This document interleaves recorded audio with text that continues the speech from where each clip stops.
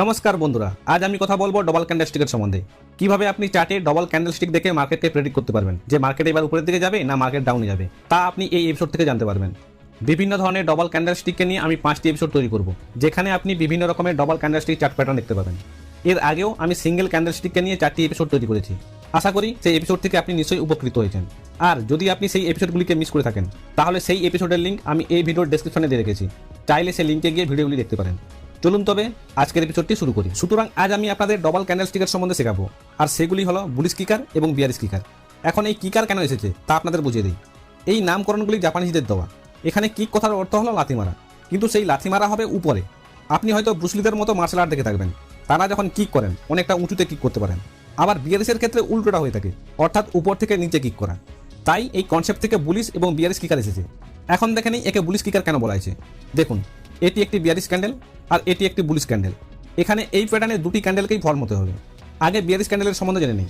আমরা আগের এপিসোডগুলোতে জেনেছিলাম যে বিয়ারিশ ক্যান্ডেলের ওপেন প্রাইস কোথায় হয় না উপরে হয়, তাই এর ওপেন প্রাইস হলো এটি। এখন সেলার্স পুরোপুরি ক্ষমতা দেখিয়েছিল, যার ফলে মার্কেটকে নিচের দিকে নামিয়ে দিয়েছে। আচ্ছা, এখানে বলুন তো এই ক্যান্ডেলগুলিকে কার মতো দেখতে? ঠিক ধরেছেন, মারুবুজুর মতো দেখতে, যা আমরা আগের এপিসোডে জেনেছি। অ্যাজ এ এক্সাম্পল, এই বিয়ারিশ মারুবুজুতে মার্কেট ওপেন হয়েছিল 50 টাকাতে, কিন্তু সেলার্স তাদের ক্ষমতা দেখানোর ফলে মার্কেটকে 20 টাকায় নামিয়ে দিয়েছিল, ঠিক আছে। কিন্তু পরের ক্যান্ডেলটি যখন ওপেন হলো তখন 60 টাকাতে ওপেন হলো, এবং যখন ক্লোজ হলো তা 100 টাকাতে ক্লোজ হলো। আপনারা আগেই শিখেছেন যে বুলিশ ক্যান্ডেলের নিচে ওপেনিং প্রাইস হয়ে থাকে এবং উপরে ক্লোজিং প্রাইস হয়ে থাকে, তাই তো। এখানে ক্যান্ডেল দুটোকে ভালো করে লক্ষ্য করুন। দেখুন, এই দুটি ক্যান্ডেলের মধ্যে গ্যাপ আপ ওপেনিং হয়েছে, অর্থাৎ দুটি ক্যান্ডেলের মধ্যে গ্যাপ রয়েছে, অর্থাৎ এখানে স্ট্রং বুলিশ ক্যান্ডেল তৈরি হয়েছে। এখান থেকে মার্কেট উপরের দিকে যেতে পারে। আবার যদি আমি অন্যভাবে আপনাদের বোঝাই, তাহলে দেখুন, এখানে স্ট্রং বিয়ারিশ মারুবুজু তৈরি হয়েছে। যেহেতু স্ট্রং মারুবুজু তৈরি হয়েছে, তাহলে মার্কেট আরও তো নিচের দিকে যাওয়ার কথা ছিল, তাই না। কিন্তু এখানে পরের ক্যান্ডেলটি যখন ওপেন হলো, তা শুধুমাত্র উপরেই ওপেন হয়নি, বরং গ্যাপ আপ ওপেন হয়েছে, অর্থাৎ এখানে বায়ার্স খুবই স্ট্রং। তাই এখান থেকে মার্কেট উপরের দিকে যাওয়ার সম্ভাবনা বেশি থাকে। কি বোঝা গেল? আর এই ক্যান্ডেল দুটিকে চার্টের কোথায় তৈরি হতে হবে বলুন তো? ঠিক বলেছেন, মার্কেট যখন ডাউন ট্রেন্ডে থাকবে তখন যদি বটমে এই ধরনের বিয়ারিশ কিকার ক্যান্ডেল তৈরি হয়, তাহলে মার্কেট উপরের দিকে যাওয়ার সম্ভাবনা বেশি থাকে। আবার ঠিক একই রকম বিয়ারিশ কিকারের ক্ষেত্রেও মার্কেট যখন আপ ট্রেন্ডে থাকবে, তখন যদি টপে এই ধরনের বিয়ারিশ কিকার তৈরি হয়, তাহলে মার্কেট নিচের দিকে যাওয়ার সম্ভাবনা বেশি থাকে। এখানে বিয়ারিশ কিকারে দেখুন, এখানে গ্রিন ক্যান্ডেলে মার্কেট ওপেন হয়েছিল এখানে, আর ক্লোজ হয়েছিল এখানে। আমরা জানি যে গ্রিন ক্যান্ডেলের ওপেন প্রাইস নিচে হয় আর ক্লোজিং প্রাইস উপরে হয়, কিন্তু এখানে এজ এ এক্সাম্পল হিসাবে মার্কেট ওপেন হয়েছিল 60 টাকাতে, কিন্তু বায়ার্স তাদের ক্ষমতা দেখেছিল বলে মার্কেটকে 100 টাকাতে পৌঁছে দিয়েছিল। কিন্তু পরের ক্যান্ডেলটি যখন ওপেন হলো, তা কেবলমাত্র নিচেই ওপেন হয়নি, গ্যাপ ডাউন ওপেন হয়েছে, অর্থাৎ এক্সাম্পল হিসাবে 50 টাকাতে ওপেন হয়েছিল, কিন্তু এখন সেলার্স এতটাই স্ট্রং হয়েছে মার্কেটকে 20 টাকায় পৌঁছে দিয়েছে। তাই চার্টে যদি এই ধরনের ডবল ক্যান্ডেলস্টিক দেখেন এবং এই ধরনের গ্যাপ ডাউন ওপেন হয়ে আরও ডাউনে ক্লোজ হয়ে যায়, তাহলে এখান থেকে মার্কেট আরও পড়ে যাওয়ার সম্ভাবনা বেশি থাকে। চলুন এখন আমরা একটু চার্ট দেখে নিই। এখানে দেখুন, নিচে রেড ক্যান্ডেল তৈরি হয়েছে, এর ওপেন প্রাইস এখানে এবং ক্লোজিং প্রাইস এখানে। কিন্তু পরের ক্যান্ডেলটি যখন তৈরি হলো, তা রেড ক্যান্ডেলটি থেকে ছেড়ে অনেকটাই উপরে ওপেন হয়েছে, অর্থাৎ গ্যাপ আপ ওপেন হয়েছে, এবং এখানে ক্লোজ হয়েছে। অর্থাৎ এখানে দুটি ক্যান্ডেলের মধ্যে গ্যাপ আপ ওপেনিং খুব ভাইটাল ব্যাপার। যদি আপনি ঠিক সময় এন্ট্রি করেন, তাহলে দেখুন কতটা প্রফিট। আচ্ছা, এটা তো বুঝলেন যে মার্কেট উপরের দিকে যাবে।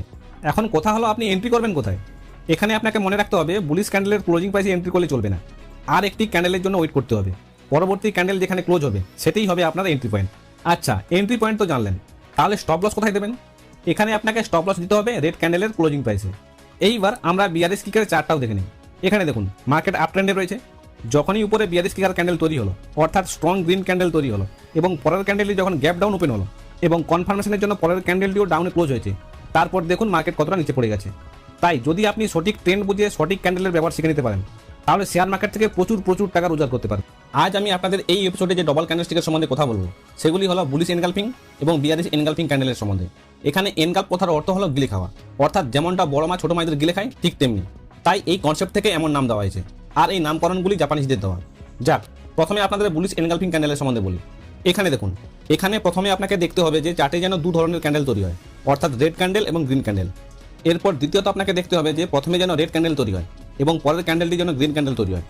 তৃতীয়ত, রেড ক্যান্ডেলটিকে গ্রিন ক্যান্ডেলের থেকে ছোট হতে হবে, এবং এখানে দেখতে হবে রেড ক্যান্ডেলটির বডি যেন গ্রিন ক্যান্ডেলের মধ্যে যেতে পারে, অর্থাৎ রেড ক্যান্ডেল এবং গ্রিন ক্যান্ডেল এমনভাবে তৈরি হবে যেন মনে হয় রেড ক্যান্ডেলটিকে চাইলে গ্রিন ক্যান্ডেলের মধ্যে প্রবেশ করানো যেতে পারে।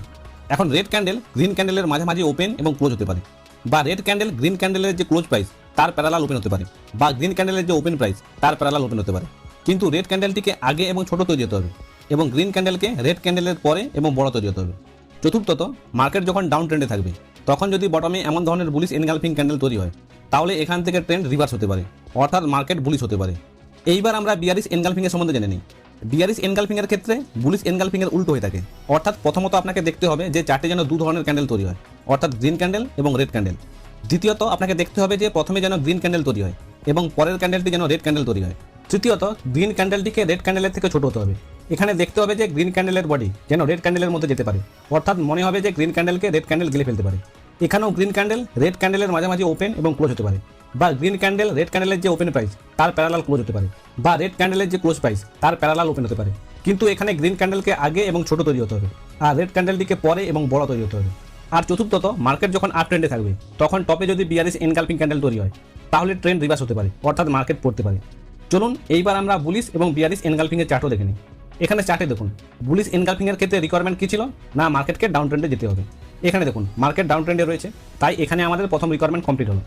দ্বিতীয় রিকোয়ারমেন্ট কি ছিল, না বটমে প্রথমে রেড ক্যান্ডেল তৈরি হতে হবে এবং পরে গ্রিন ক্যান্ডেলকে তৈরি হতে হবে, কিন্তু রেড ক্যান্ডেল যেন গ্রিন ক্যান্ডেলের থেকে ছোট হয় এবং তা যেন গ্রিন ক্যান্ডেলের ভেতরে যেতে পারে। দেখুন এখানে এই রিকোয়ারমেন্টও কমপ্লিট হয়েছে, অর্থাৎ নিচে বুলিশ এনগালফিং ক্যান্ডেল তৈরি হয়েছে এবং প্রথমে রেড ক্যান্ডেল এবং পরে গ্রিন ক্যান্ডেল তৈরি হয়েছে, আবার রেড ক্যান্ডেলটি গ্রিন ক্যান্ডেলের থেকে ছোট।